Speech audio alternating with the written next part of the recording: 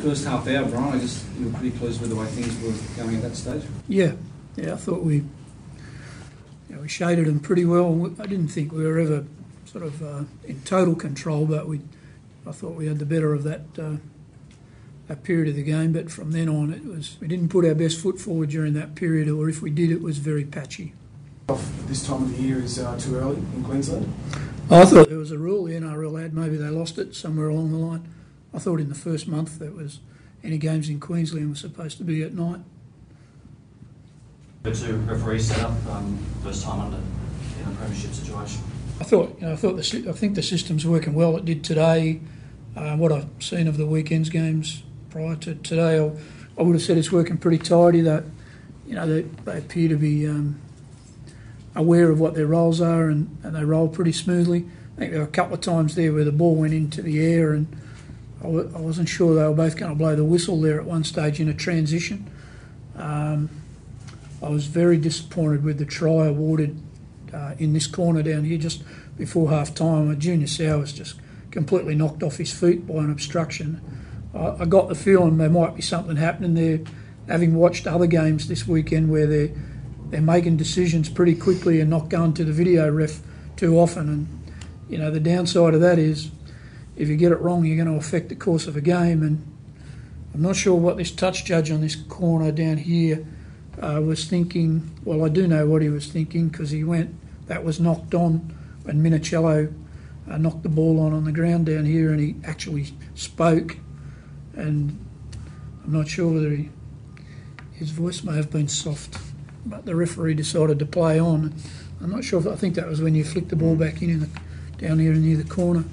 So there's some issues there about teamwork and transition, but again, it didn't affect the course of it might have affected the course, but maybe not the result of today's game. But I'm wrapped in the way that Robert and the rest of the guys, Robert Finch and the rest of the guys have got. The refs seem to know exactly what they're doing, and it hard to say in today's game because it was a few errors and hot. But my impression so far is the ruck has speeded up a bit, I think, and everybody seems enthralled by the footy that's been played. Everyone I've spoken to seems to think the games have been pretty good.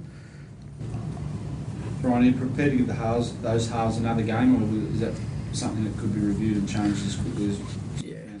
No, we won't be overreading too much about today. I think it was way more than the halves. I think, as I said, I think there were some issues there that we can readily address, and we're playing on Monday night. I hope it's not like it was at Shark Park Saturday night. Next Monday night, I think you'll see a better Newcastle performance without the heat.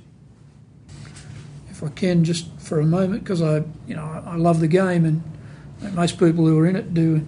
I think our players just right across the board just answered everybody who wanted to climb on the bandwagon of a couple of blokes making mistakes or doing something silly in the last couple of weeks, and our fans are too smart for all of that. They know the difference between when a game's going well and everybody tries to pile on top to make out as if the game's in crisis because someone makes a mistake. One or two blokes out of the 400 and something plus that are playing in the NRL, they're way too smart for us. They don't fall for that. The fans were great here today. 45,000 in Brisbane, and Melbourne had a good crowd. They're way too smart, our fans. They know exactly what's going on. They understand when someone makes a blue. It doesn't mean the whole game's in turmoil.